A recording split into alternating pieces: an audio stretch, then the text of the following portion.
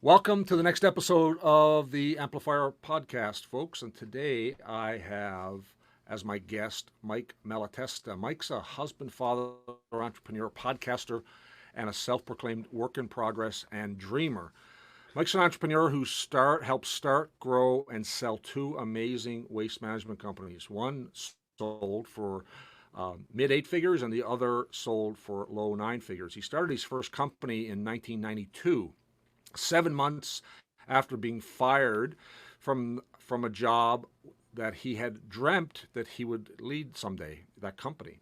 Over the next 22 years, Mike helped run and grow those entrepreneurial environmental businesses into regional leaders before selling in 2015 for more money than he could have imagined. His life journey has challenged him with some obstacles and many opportunities. His approach to life is an evolving series of events designed to test who we are and, more importantly, who we can become.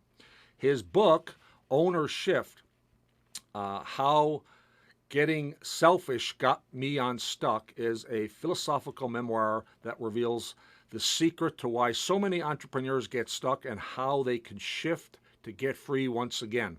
He also has his own podcast, How Did It Happen, where he explores stories, lessons, and wins from some of the most fascinating and successful people in the world. His mission is to help entrepreneurs uh, to create great companies and improve their lives and maybe even the world. Mike lives in Wisconsin with his wife, Journey. And he's a member of, participates in entrepreneurial groups like YPO, Abundance 360, and Vistage. Mike, welcome to the show. Thanks for having me on, Don. Pleasure to be here. You know, I'm an entrepreneur and I get stuck all the time, Mike. and and sometimes I get unstuck, and sometimes I start to learn and realize that I'm my own worst enemy for getting myself stuck. Right. Tell me about It's your journey for in writing this book and the inspiration for it.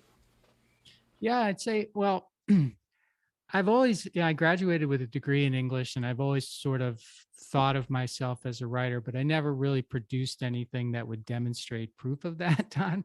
So I would write things and over the years, and I would just sort of stash them away in a file cabinet or whatever. But when my partner Butch Weiss, who I started the first business with, passed away in 2003 in a really unfortunate, as a result of a very unfortunate set of circumstances. Um, I I think that's when I knew that I was going to have to write a book about the journey, because when that happened, I was really broken. I was broken, and Hmm. I fell. I basically ended up stuck in what I call in the book the valley of uncertainty. But still, I didn't do anything about it for another uh, 15 years almost, Don. And until after I ended up selling that business in 2015, I was looking at these goals that I had established while I was in strategic coach. Actually, we were talking about that prior to going on the air. And I had these 2 10-year periods from when I was 43 to 53 and when I was 54 to 64, whatever. And we had done this exercise, and I had all these goals in there. And I was 49 at the time that I sold. And I'm looking at these goals, and there's several goals that are related to writing a book. And I'm like, well, here I am with a perfect opportunity to do it, and I haven't done any of it. And so that's what really got me thinking, um, now's the time, now's the time. And so when we really, it's so weird because some things in life you have a lot of discipline, self-discipline over, and some things you don't for whatever reason. And writing a book was something I didn't have self-discipline over. And so Hmm. I needed, what was actually holding me back from doing it was that I needed a structure. I need somebody to create a framework in which I could work. Right. And so I found that from a company called Scribe Media, and Hmm. Tucker they Max's company. Yeah. So they have a structure. I got into that structure, and then I was able to write the book in about a year inside of that structure. Right. I wanted to write books my whole life and had the exact same issue. I didn't have the discipline, didn't understand the structure, and I haven't written a big book so far. It's a going to do goal, but Okay. it isn't one I've procrastinated on. I've written four short books, more in the line of what Dan Sullivan does, 100 pages at a time, on particular topics that are designed to create some value. And I've got two more that are written that we haven't released yet that we're going to release soon.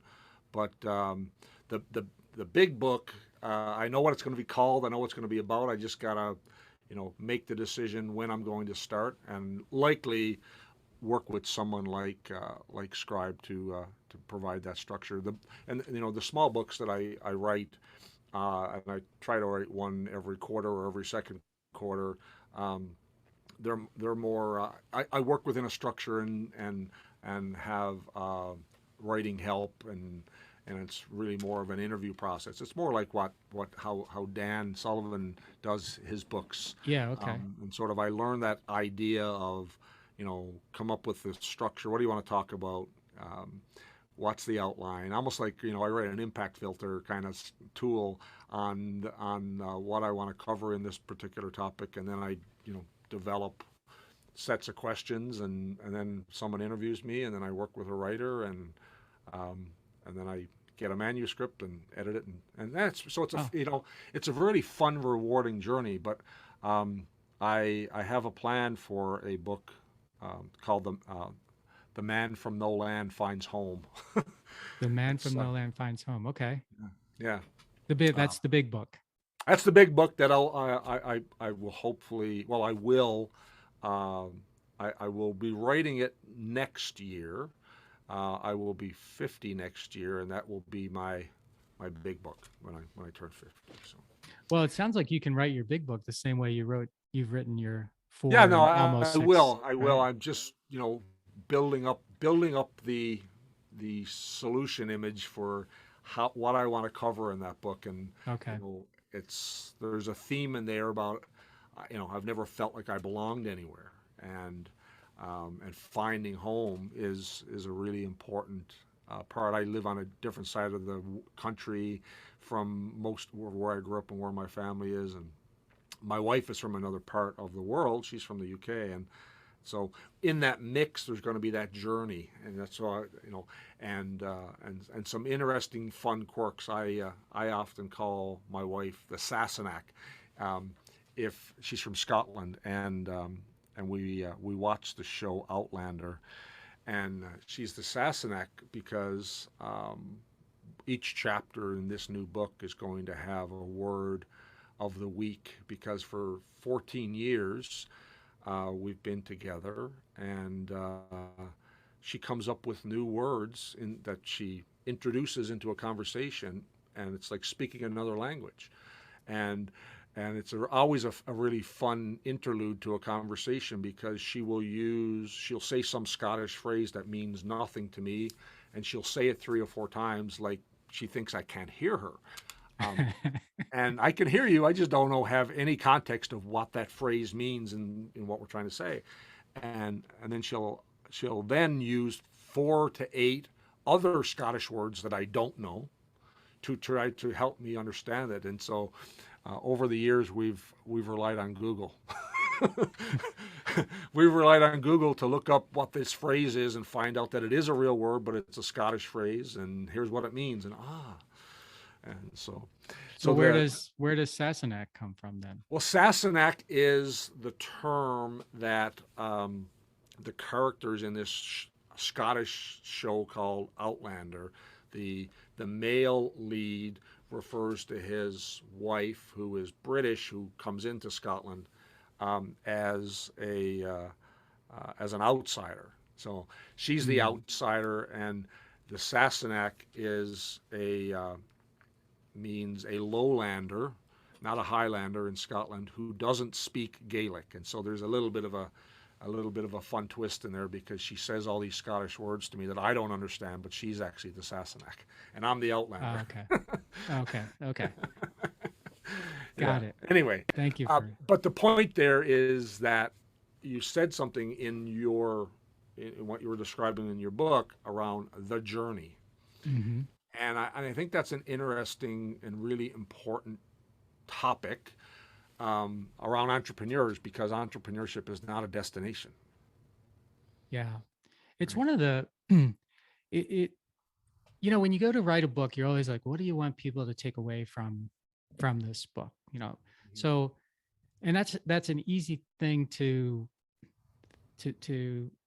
it's an easy thing to tell someone, get clear on what you want people to take away from the book. But then it's not as easy to design something that leads people to where you want them to go instead of telling people where you want them to go. I'm not a big Mhm. believer in telling people what they should do because, Right.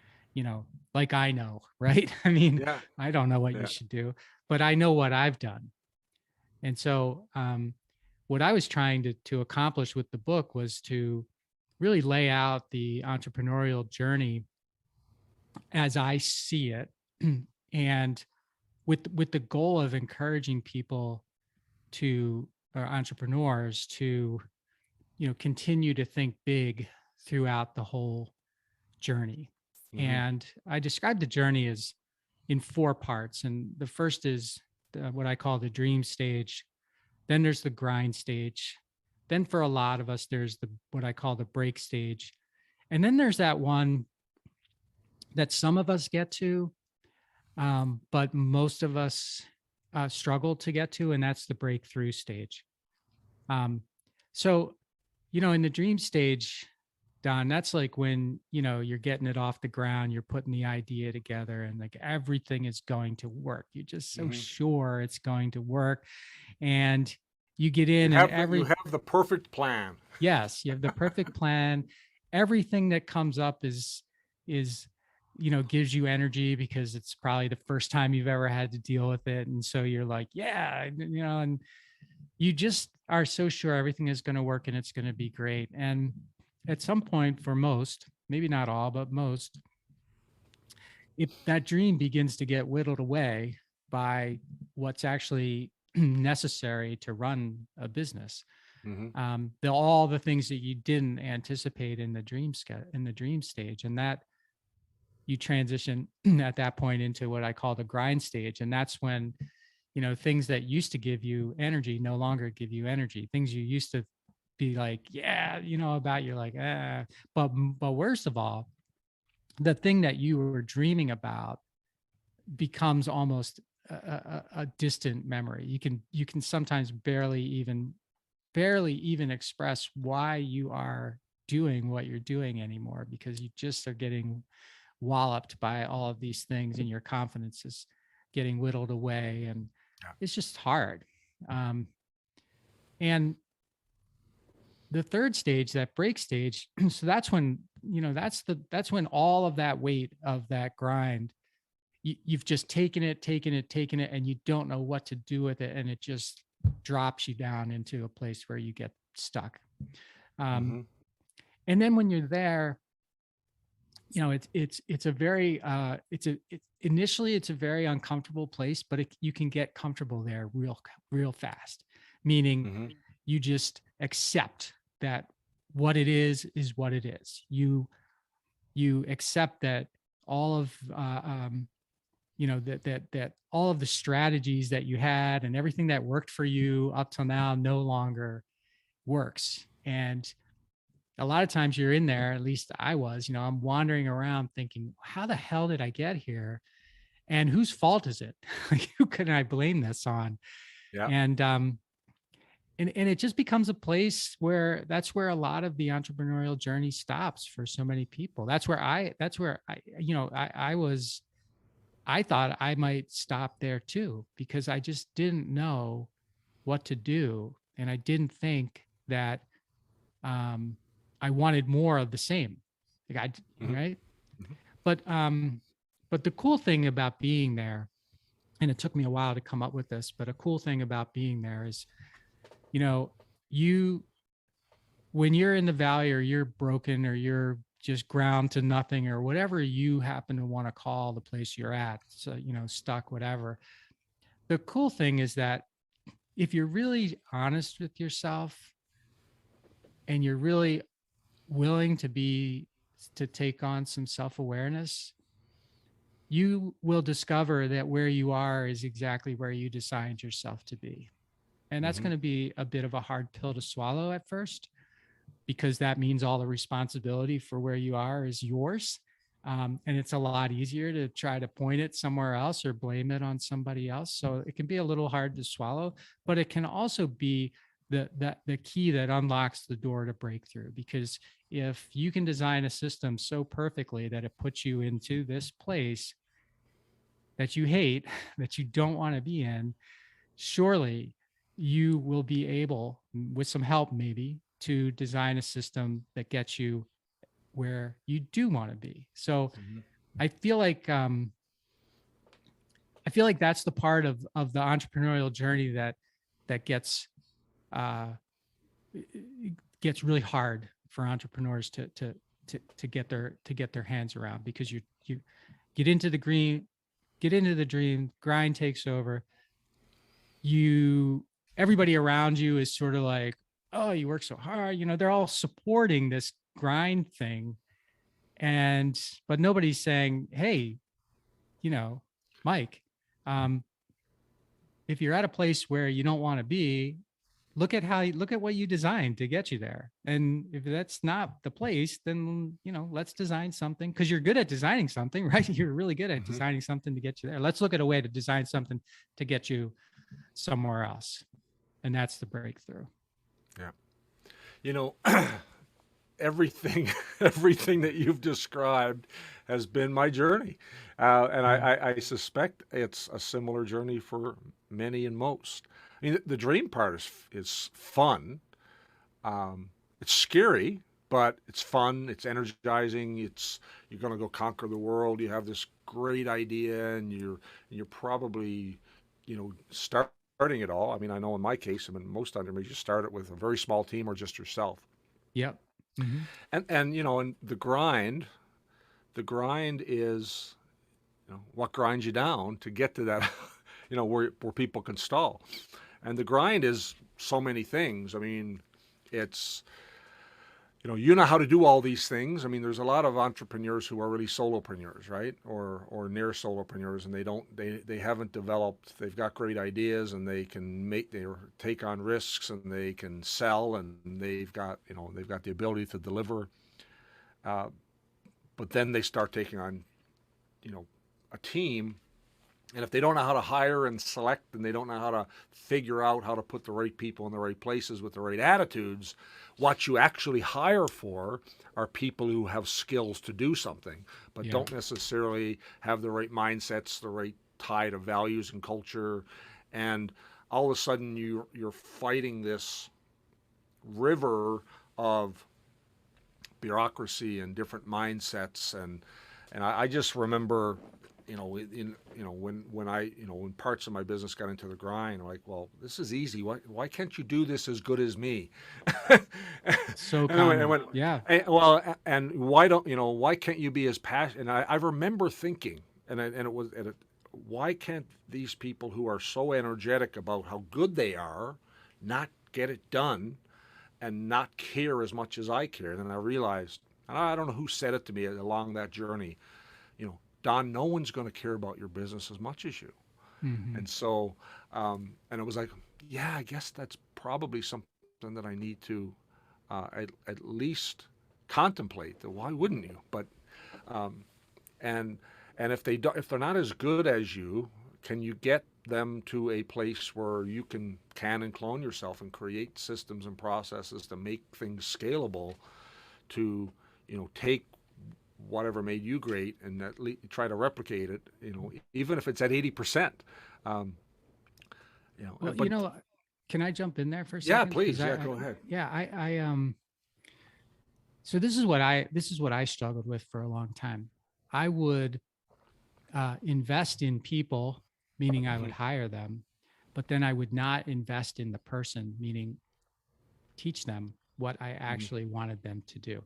Right. What you were describing right there reminds me of my approach for a long time, which was uh, leadership by example, Yeah. teaching by osmosis, meaning Yes. I'm going to model the behavior that I want you to adopt, Yeah. and then run with. Um, I'm not going to tell you that I'm modeling the behavior. I'm just going to assume that you Yeah. see Exactly. that I'm modeling the Exactly. behavior. And I'm going Yeah. to assume that whatever is in my mind is making its way to your mind because Yeah. of this modeling. And then I'm going to be extremely frustrated when it doesn't. But I'm not going to tell you that I'm frustrated. I'm just going to Mhm. be frustrated myself. And it just goes on and Oh, on it's and on yeah, because absolutely, and it replicates, right? So I wrote a short book called "Coaching Your Team," and it's the leadership, management, and accountability missing link, and it's all about coaching. And in that book, what I talk about early is, um, you know, leadership and management principles. And if people can't get understand that, being a leader and a manager and to create accountability inside of your business is not about you doing it. It's about building a team of people who do it, and hopefully, and if you're really confident and you are able to show vulnerability, you can hire people and help people grow to be better at doing those jobs than you ever were, yeah, right? it's yeah, we were talking about EOS before we went on, right? Yeah. It's like running EOS or traction, if people know it better like that. It's like running that in the business, but you have no accountability uh uh what chart or whatever. You have Hmm. none of that. You have no rocks, you have nothing. You're just like from on high, you're sprinkling down this leadership by example or this Yeah. osmosis of, and then you're just expecting it to run Hmm. and for people to run it like their owners done, right? And Exactly. Yeah. the thing is though, I think a lot of people will work your business like with an ownership mentality, Hmm. but they really have to understand what you want of them and what they're Yeah. free to 100. do, 100%. what they're free to do. Yeah. So I spent, I've been 30 years in my space, in the industrial specialty space, and and then coaching and helping other industrial and construction entrepreneurs build their businesses. That's kind of the two themes of my companies. Um, but I spent 15 years of those 30 years as an intrapreneur, and 15 years as an entrepreneur on my own. Those Mm, 15 years inside of other companies helped me learn uh, a couple things. One was that I didn't want to be an entrepreneur. yeah, I didn't want to work for other people who didn't have a vision and were acting corporately and bureaucratic, even if they weren't huge. Right? And I don't even think huge companies need to be bureaucratic. Um, but I learned, but I value every one of those years because I learned so much. But I remember inside of that time, I always act like an owner. Like I always bled the company, blood, and I cared more about the performance of the regions or the offices and the business units that I ran often than the people that I reported to. And as a result, I just had this career where I was always a top performer, and I always created these businesses that were top performers in the greater space.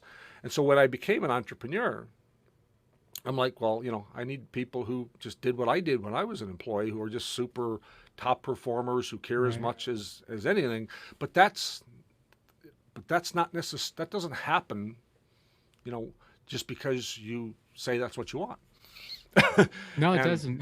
it doesn't, right? Yeah, And inside of my coaching book, I said, what happens when people if you don't develop leadership and management sort of capabilities? And I didn't even know where mine came from, but it turns out that I had life circumstances that forced me to become a leader really young, and I was fortunate that I had several key mentors from a military cadet point of view that taught me leadership principles when I was 13, 14, 15, 16 Mm. that, most people don't get.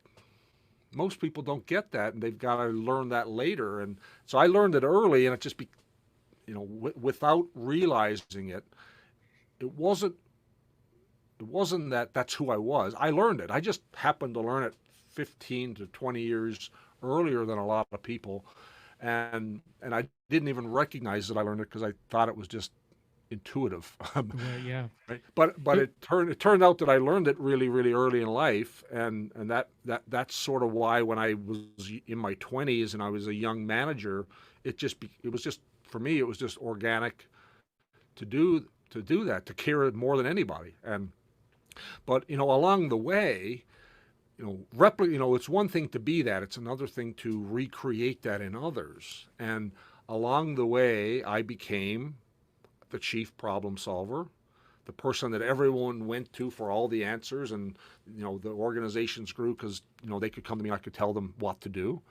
um, Along the way I became the rescuer, which was diving in and, okay, you got a problem, let me come in and do this for you. mhm. And sort of like parachute management, but I'd rescue you and be the hero. uh, and at another stage I was the super doer, which like you described. It's you know leadership and performance by osmosis. Like I'm going to do all this and just watch what I do, and then do it just like me. And Yeah. all three of those are sort of manifestations of not living by some sound principles of leadership and management. And the funny part is, when I kind of created those terms and defined them, I originally had spotted this in some of the people who worked for me over the years. And then upon self-reflection, I realized that along my career, I was every one of those people. So it was funny. It was Yeah. funny. It was funny to go, well, this guy was a super doer, and this guy was a rescuer, and this guy was a chief problem solver. And I could spot these different characteristics. And then I went, you know what, Don? You were all three of those things at different stages. and What had to and so happen for you to trying to have avoid that? that. What had to happen for you to have that Um, self-reflection? um, it was really work that I've done over the last 6 or 7 years with people in strategic coach. You spent several years in coach, so you're familiar. But Yeah. and this is a new book that they've come up with. But there was a book that a couple of concepts in that program that really made me self-reflect. One is the concept of unique ability, and not trying to work on all your, improve all your weaknesses, but really concentrate and really sharpen the things that you are just incredibly excellent at, that you love doing, that are energizing. That was a really powerful thing for me to work through. And the other one was a concept called who, not how. I mean, I think Mm. a lot of entrepreneurs try to how their business to death. I got to figure out how to do this and how to do that and how to do that. And I'm like, are you a great video person? To who? No. Well, then Mhm. why are you trying to figure it out? Like there are infinitely more capable, faster, more productive, more skilled video people who can interview you on camera and create much more better work than you trying to be the video guy. And Yeah. create that exponentially across your organization. And then those two concepts flipped and said, I got to hire everyone in every role that either helps me get to my unique ability, or they have a unique how and they're my who for that. And those two concepts, allowed me to sort of move away from, let me be, the armchair P&L, accountant, and let me be the industrial safety guy, and let me be the industrial quality guy. And over the years I've developed all of those capabilities, but they're not my unique abilities. And so, what I could, by setting some of those expectations based on my level of capability, I was creating mediocrity, Yeah, but you were also right? assigning a lot of value to it while you were doing it, because you were like, look, I could do this. Look, I can do that. Look, you Yeah. know, Oh yeah. sort of asking for help is like cheating, man. I'm not a cheater. Oh, I can do oh this, yeah. Yeah. Look at all the money I'm saving by doing all this stuff myself. I mean, these are the thoughts that are going on, right? Oh, all of it. Yeah. Yeah. Yeah. I don't want to pay someone $50 an hour to do my books. I could do it myself. Right. Yeah. Well, Yeah. really? Really? Yeah. Yeah. Wait till the tax man audits you. Yeah. Right? Well, I Yeah. mean, all of those things that we're talking about now, you wonder why the grind comes. That's one of the reasons it comes, right? Yeah. No, I can do Yeah. that. I can do that. I can do that. And all of a sudden, Yeah. you don't even know what you got into this business for. Oh So, yeah. All of a sudden the things that you have had joy in your dream, yeah. you're no longer doing any of the joy stuff Nope. in your dream, and you're doing all of this grind stuff that is not, none of it. I mean, it feels like you got a job, right? and it's a job you don't like doing. Right. But yet every one of those things, um, there are people out there. Maybe they're already in your business, or they're out there somewhere that the things that you grudge doing, right? The grind things that you're doing today, and lots of our listeners today have a team of 5 or 15, and I can tell you from personal experience and from working with many entrepreneurs that when I map out all the ways you spend your time, 50 to 80% of your time is in the grind. That's And right. it's in the grind because you are doing things that you're not the best at, and somehow you think you've got to do it. Yeah. You've got to process payroll. I mean, I remember for years that it was shameful that I didn't do my own expense report Mm, inside of other companies and in the early days of my business. Like, this is not shameful. It needs to get done. It's an administrative function. Someone needs to do it. I'm sure someone would love to do it. All I know is I hate doing it. And therefore, my finance team always chased me for receipts and expenses and whatnot because I procrastinated as heck with it, because it, to me, was just a grind to sit there and write little explanations on receipts and fill out some Excel spreadsheet so that they could, you know, justify how it was going to be accounted for. And I'm like, I'm not right. doing any of this ever again for the rest of my life. Now I have 2 envelopes, 2 little leather wallets. One is for the receipts for one business, one is the receipts for the other business, and I've got a who loves doing that. And Nice. never again, never again. So, I think the grind is all of that stuff that is stuff you hate doing, but somehow you hold on to. Well, it's like it's attaching value to it, I think, is what makes it Yeah. hard, Don. This is who you've become. And if you take this away, if I give this to somebody else, I mean, it really flips. It's like, well, what am I gonna do? Mhm. Right? Instead of it being like, trying to get to your unique ability, to use that coach term, it's people think that their unique ability, oftentimes, I know I did, is the ability to handle everything. That's your Yeah. unique ability, right? And if I give that up, what am I going to do? Yeah. How am I going Oh to yeah. be? I've had people on my team who, as I walked them through that sort of thinking process, they couldn't elevate their thinking. They thought that they had to be the planner and the operations, hands-on with the tools to run that project, and they couldn't. They actually believed their unique ability was doing that. I said, well, the elevated version of that is that you lead a group of people who do that, and you help them become great operations leaders.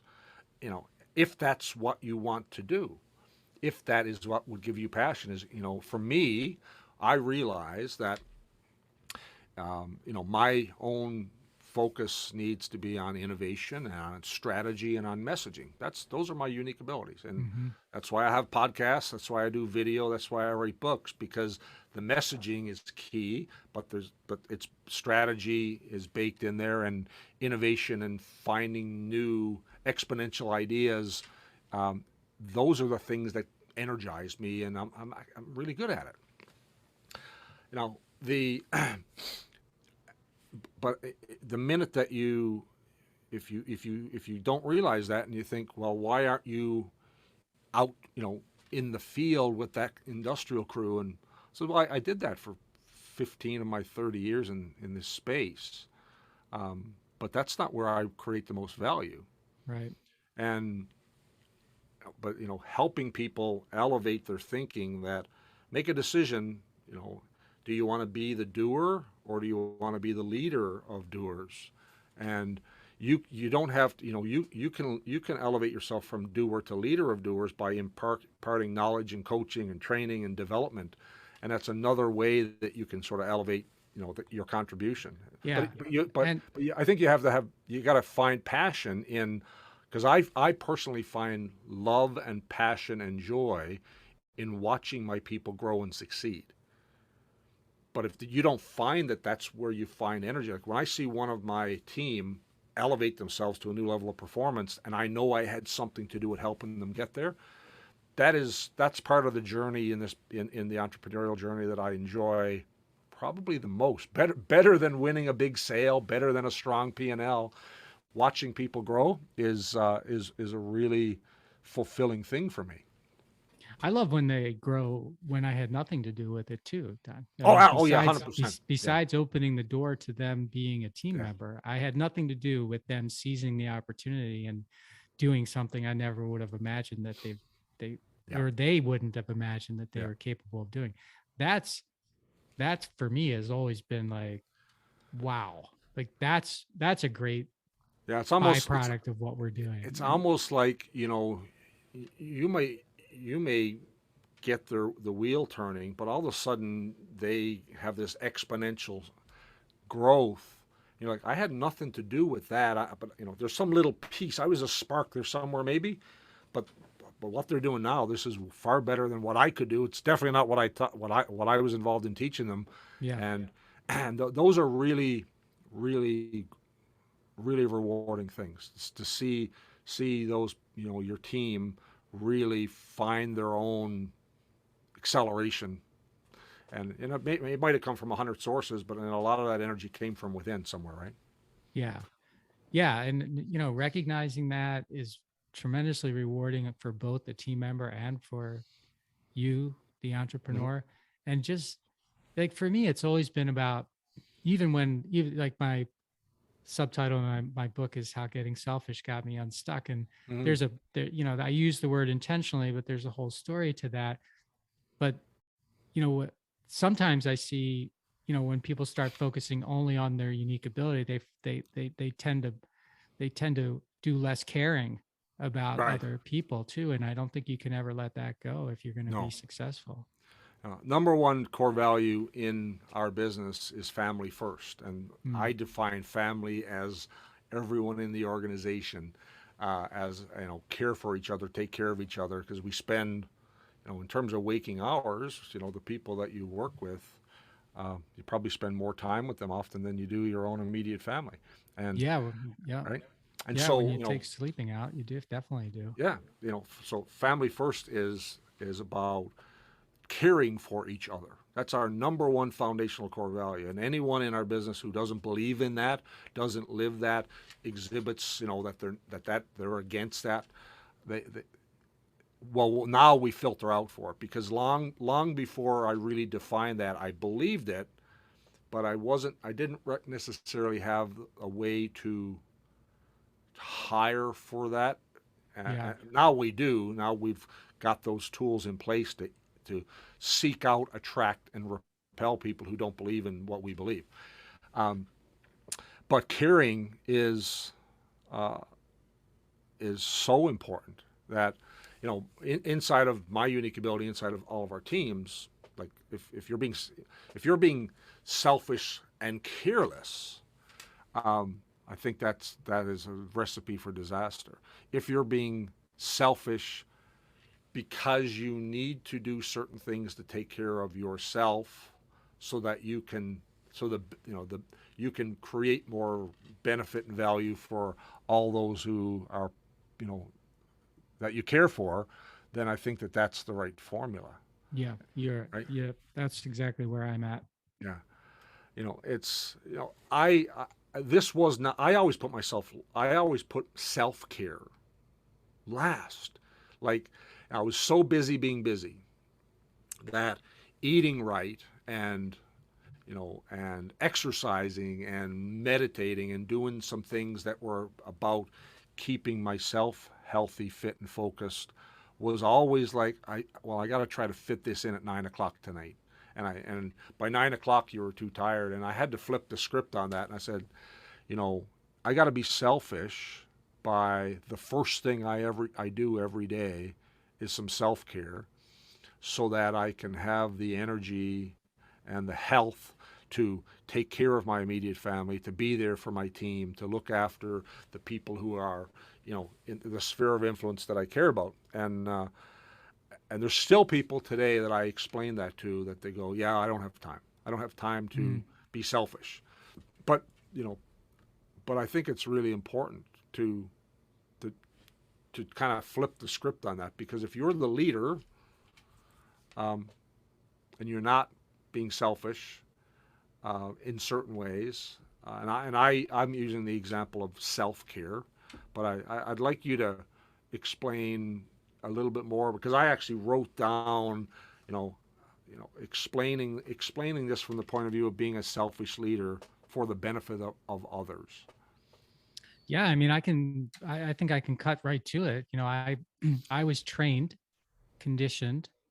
I had a belief system that being selfless, putting myself last, was the way that effective leaders, do it. They put everybody else first, and the feeling is that, well, if I do that, then it's going to pay off because everybody's going to feel like I'm, you know, um, the right kind of leader, and they're going to want to excel for me. But but I've come to believe through my own experience that I cannot be an effective selfless leader until I get selfish. Have to get selfish before I can get selfless. The reason is when I choose to be selfless before I've been selfish, I'm never going to get to where I want to be, because I'm always going to be responding to what other people need, or creating a system that requires me to respond to what everyone needs. Right? Mm-hmm.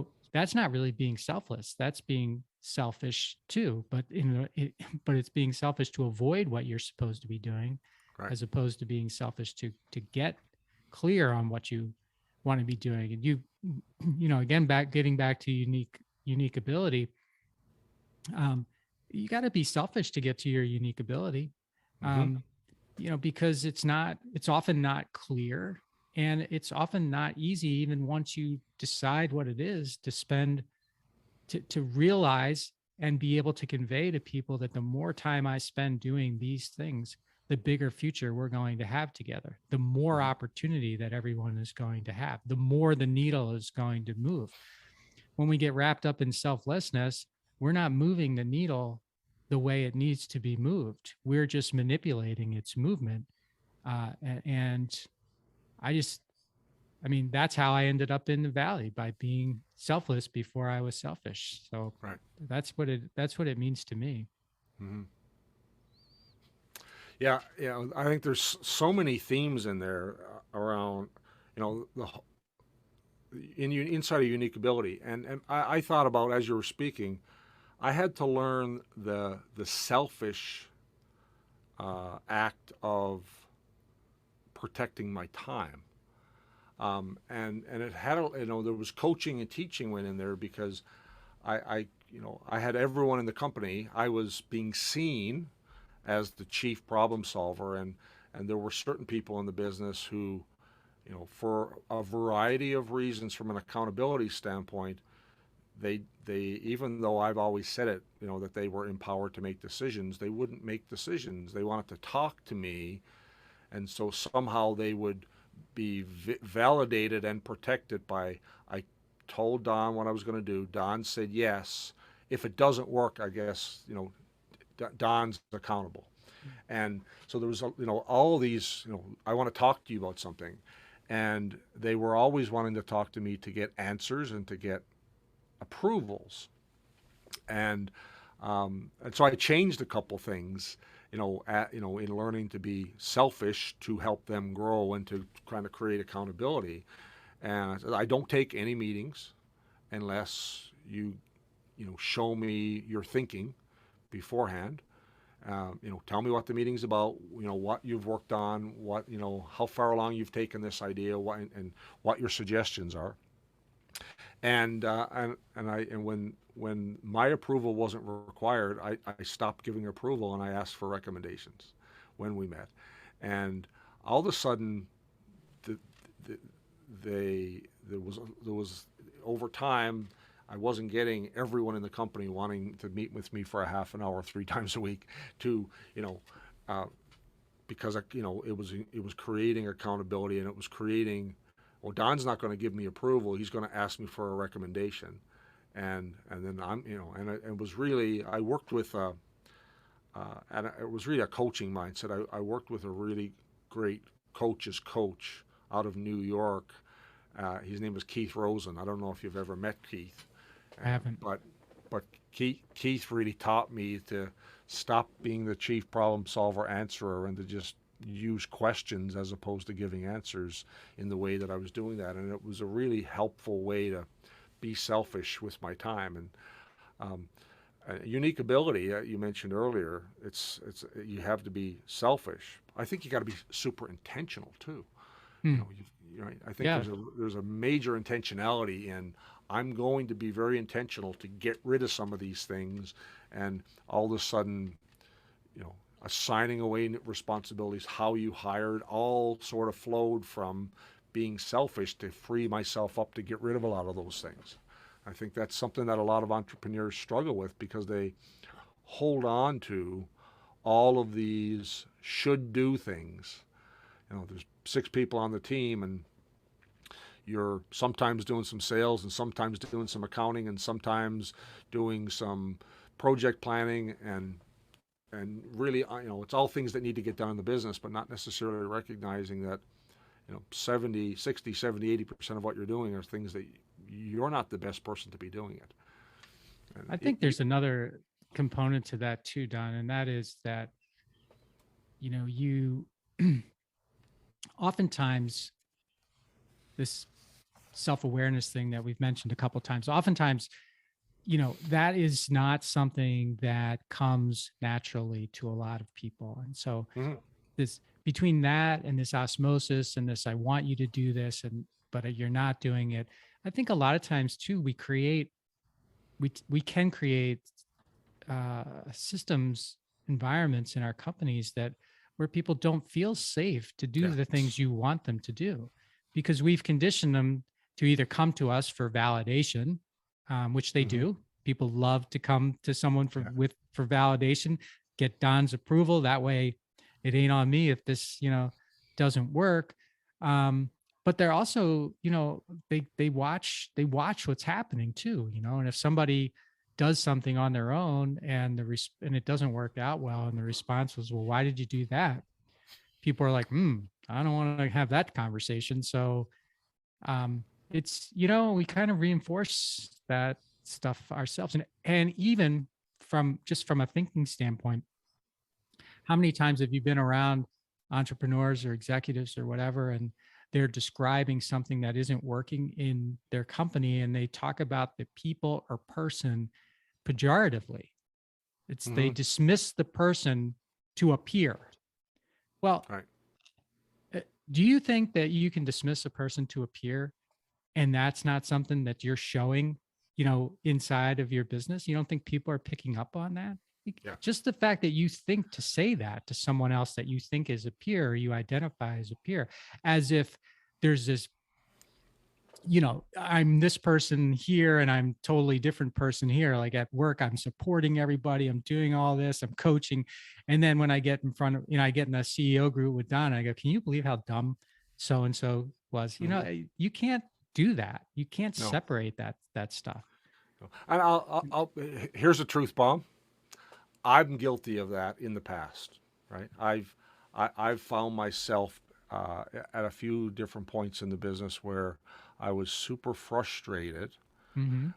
with someone who just wasn't getting it, wasn't pivoting, wasn't doing what I kept asking them to do, and innocently enough, um, I would speak to someone else, who was a direct report, trusted on my leadership team, because I needed to share and let my frustration out. And I think I mistakenly believed, oh, the person that I'm talking about knows these issues. They're not somehow hearing me. So I think if I share it with this person, maybe they'll hear it and realize, oh, this really is a serious issue. But all of it was deteriorating trust, and Right. and it was a real important lesson for me to learn that that my intentions were genuine, but the way it was being heard and perceived was was at maybe eroding trust, but certainly eroding psychological safety. Yeah, because it Right? came across as a complaint rather than a request for that person to actually help. Like, Absolutely. hey, I don't seem to be getting through to Don, Yeah. and I've Yeah. tried I, this, I this, and didn't this, I and I've didn't noticed approach it. it like Yeah, exactly. I I didn't think we've approach it all like, could you go and talk to that person because I right. can't seem to be getting through to them and I need them to hear this issue and that they need to act on it. Yeah, And yeah. I've yeah, been right there with you, man. It's not yeah, like yeah. it's not, but now I'm just so much more conscious of it that as Yes. soon as I start going down, I say, wait a second, that's my responsibility that this person is not performing the way I want Hmm. them to. So Yeah. so I can be frustrated about that, but I can't be frustrated about them. I have to be Yeah. frustrated about me. Exactly. Yeah. Yeah. Exactly. And on the topic of uh, safety and validation, and back to unique ability. Here's an interesting thing. I mean, when I went through those exercises and learned it many years ago, to me, this was exactly what I needed to hear. I'm ready for this, and very quickly I could hone in and map out how I was spending my time, and I had done some work on time use of time that made that a really easy exercise for me because I have used time blocks to really understand what I'm doing on a long-term plan. So it was easy for me to map that out. But I've got people in the company over the years who haven't developed that discipline of using their calendar for themselves as opposed to Hmm. others. Yeah. Um, and so they got to sit there and go, well, how did I spend all my time the last 3, 4 weeks? And um, but the really interesting thing I found, even with people I considered to be pretty experienced senior leaders and managers, the language of incompetency and competency versus unique ability was really challenging for them to cross, the Rubicon and say, I'm incompetent at something. Um, and Because of psychological safety and I'm in a very technical business. And so saying you're incompetent, when you're in a technical business is akin to you shouldn't be here. Hmm. Um, but, and if I took people through the exercise and explained that in a safe way and showed the why, the Simon Sinek, start with why we're doing this is to allow you to move towards the things that you're great at, that you love doing. Unless I did it, it was I would get back sort of information that said, it was funny. I had people who had no incompetencies, and yet they were running a part of the business that was not doing great. And so there was sort of this discontinuity. But what I did, and I understood that words matter, and people who are capable of vulnerability can be okay with the word competency and incompetency. But if and we can be vulnerable and feel safe as the entrepreneur because there's no one going to fire us, right? We get to fire ourselves, but Yeah. but our employees might be different. And so I did some interesting work with Dr. B.J. Fogg in behavior design, and he has this neat process called focus mapping. And so instead of using the words competency and incompetency when we were working with some of my team, I just changed it to least skill, highest skill. Love doing this. This is grudge work, and the change in facilitating that, and the change in just some words to make it feel more intuitive and safe, people on my team who had zero or only one or two incompetencies, going through that exercise in a different way with 40 or 50 things that they used in their time, all of a sudden 25 to 30% of it moved into that incompetency zone, and we could start to work together in a proactive way to get rid of things. But the key was safety and vulnerability, and making sure that they understood that they would benefit from that exercise. And I think it was really insightful to make sure that you make people feel safe and that they can be vulnerable so that they can grow, because I don't think you can without it.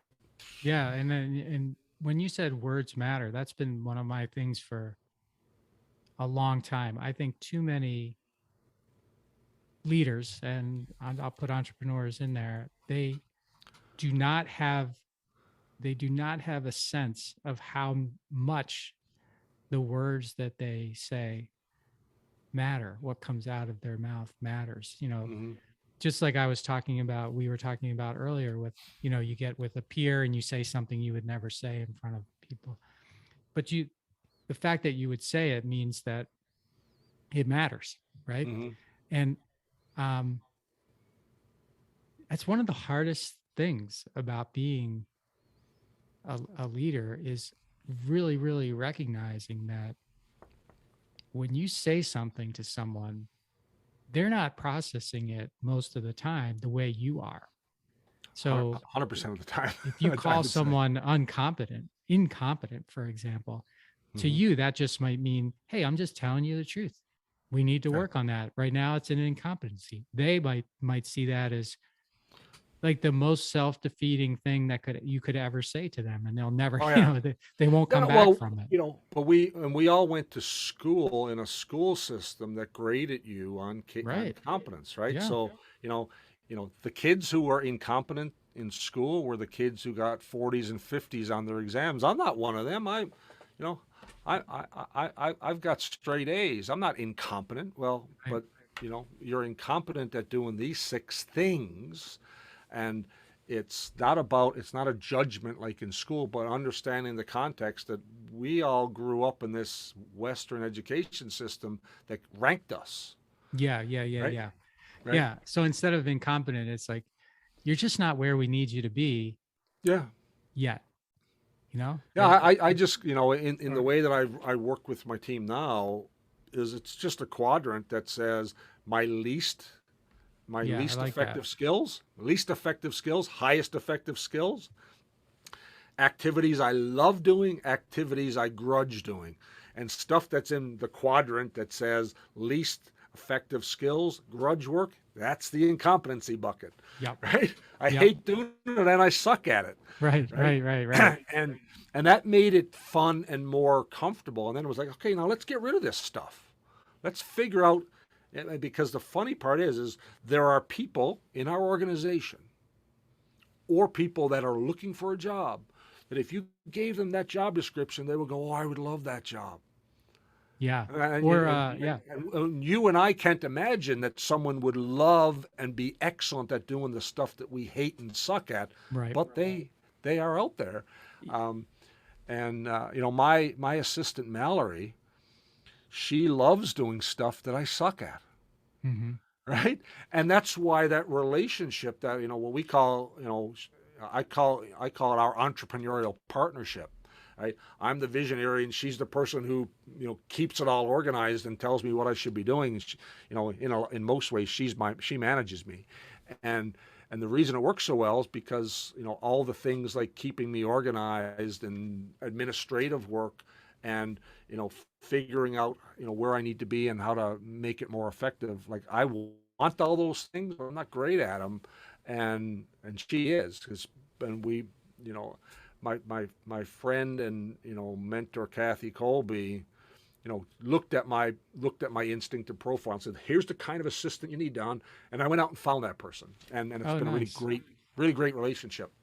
Um, how did you break? Well, I so about Pass the grind and you broke. yeah.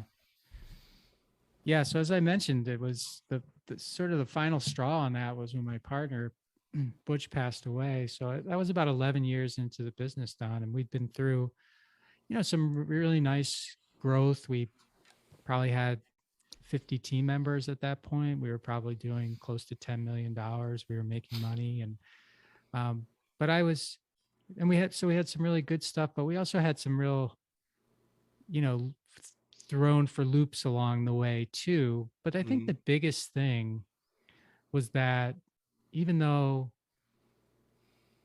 we were, 10, 11 years into the business, as a leader and as, an entrepreneur, I was still running the business like it was a startup, like it was a baby, Mm-hmm. like it needed me for, all of its nutrition and sustenance, and without me it would die. And um like I described earlier in the dream part of that, I love that. I got a lot of energy from that. But by the time, you know, it was coming at me from all these different directions, because that's what I asked for. I just want to be clear about that. It wasn't like people were doing stuff to, you know, to mess with me. This is what Mm-hmm. I had asked for.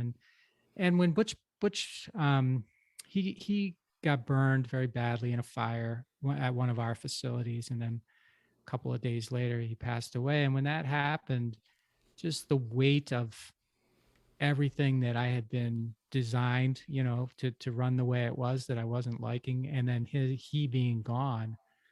He was like the person that believed in me more than anybody else in the world. Mm-hmm. And um, I just was like, I don't know what to do now.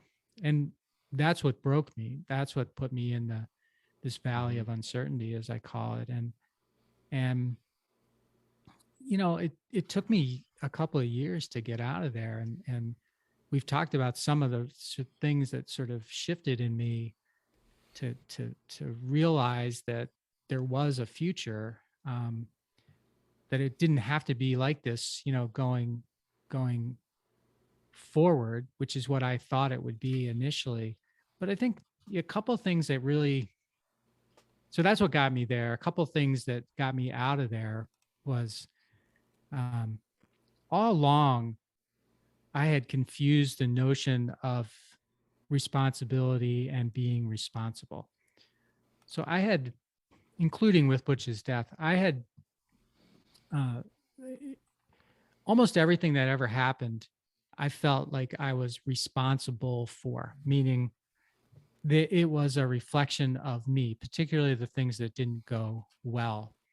And that's, that's hard.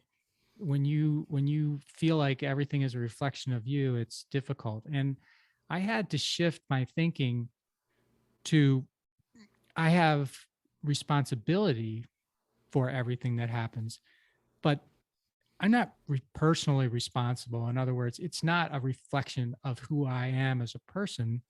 It's just a responsibility that I, as the leader, the owner of the company, the entrepreneur, I have to, I have responsibility for, and I have to take care of it. So that was one thing. Mm-hmm. I think the other thing that I feel like was maybe the most instrumental 5 words that I've ever heard, and they did happen to come from Dan Sullivan. Uh, Coincidentally, it's not something that he teaches in the program. It was just, at least I don't think he teaches this. It was just, I was listening to a CD on the way back from a session when I was, trying to climb my way out of this valley and get unstuck. And he was talking about, it doesn't even matter what he was talking about, but he said these words. He said, "My future is my property." Mm-hmm. And I heard those words. I'd never heard anybody say something like that before. And as I mentioned, I was thinking that I didn't own my future at all. It wasn't mine at all. It was something that was just going to happen. And the likelihood that it would be like my past or my present was pretty good, I thought, in my mind, because why wouldn't it be? Yeah. But when he said when I heard him say my future is my property, I was like, that's it. Mm-hmm. That's it. if I want my future to be my property, meaning I'm willing to pay for it, own it, decide what it's going to be, and then create a plan to get to it, um, that's how I break through. Mhm. That's how I break through. Because as we talked about before, all this selflessness that was going on, or all this sort of designing a system so that I could be the hero, or so everything had to come to me, or so I could treat the business like a baby. Um, it was total job avoidance. You know, Mhm. my job as the entrepreneur or the leader is to create a future that, is way bigger than what we have now, and try to chart a course. Well, first to be able to describe it very specifically, and then work with it, build a team and chart a course to get to it. I hadn't been doing any of that. Mhm. And that's hard work. That's like, it's easy to say what I just said. That's really hard work. And I was not doing that hard work. And that's why I'm convinced that I broke. Um, but but acknowledging that, and then, shifting my mind on, and there were a bunch of other things I shifted my mind on, but shifting my mind on responsible versus responsibility, and then hearing him say that my future is my property, as that's what started to get me to get off my ass, stop feeling sorry for myself, and start doing what I'm supposed to be doing, and make this business what it can become. Yeah. He's I've never heard him say those specific words, but I've heard him say many times, always make your future bigger than your past. Right. Yeah. He says And that. um, but there's another theme in there, and that is, from a vision standpoint and from where you want to go, like your future. If you don't have a vision for your future, then any route you take will do. Right? Yeah, right. A goal, yeah, like a goal without a target always gets met, right? Yeah, It's like, yeah. um, I said to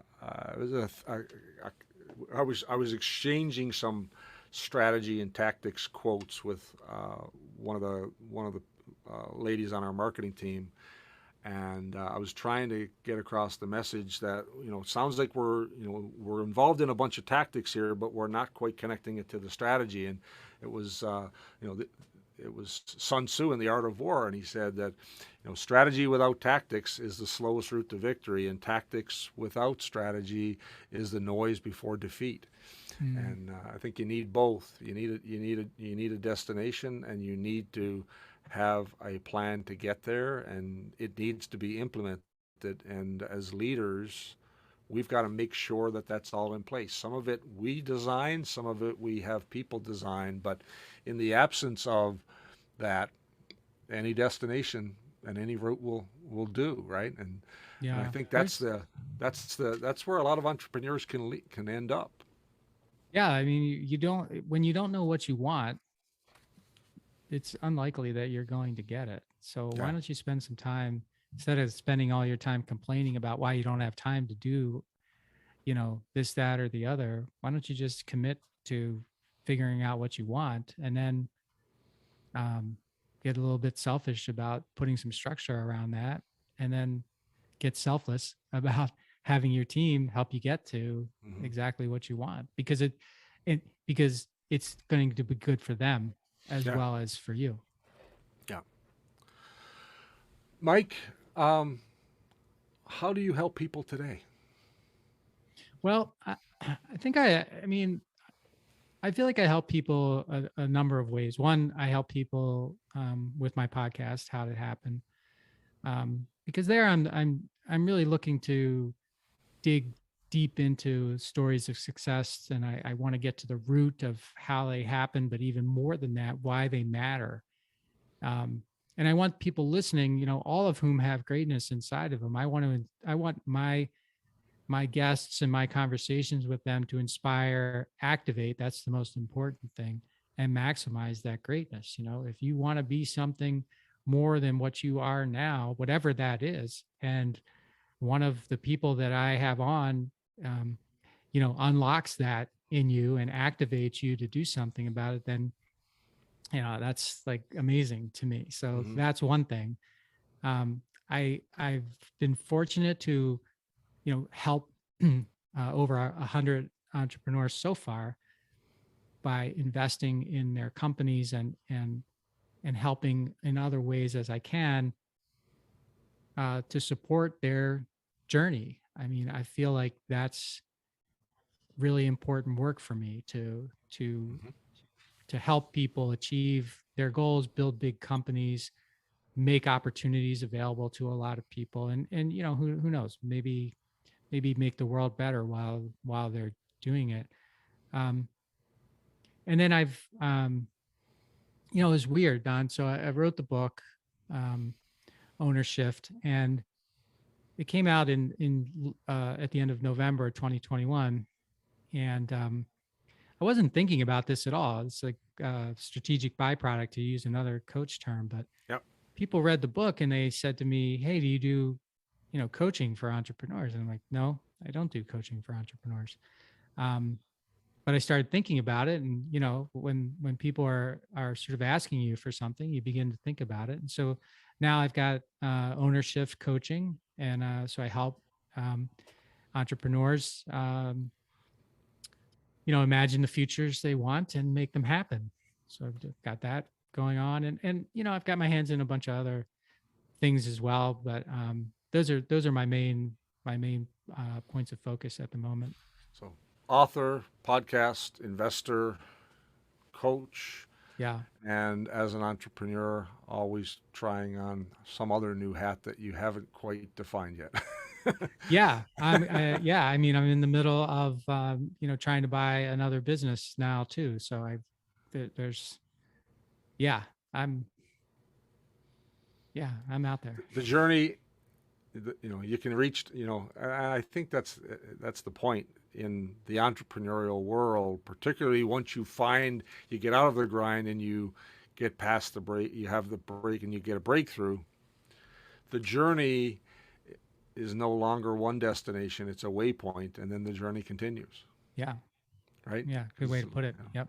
yeah, the journey continues, and I think for a lot of entrepreneurs, the mindset shift is this is just who I am, this is what I do, and I don't really plan to retire because I just love what I do.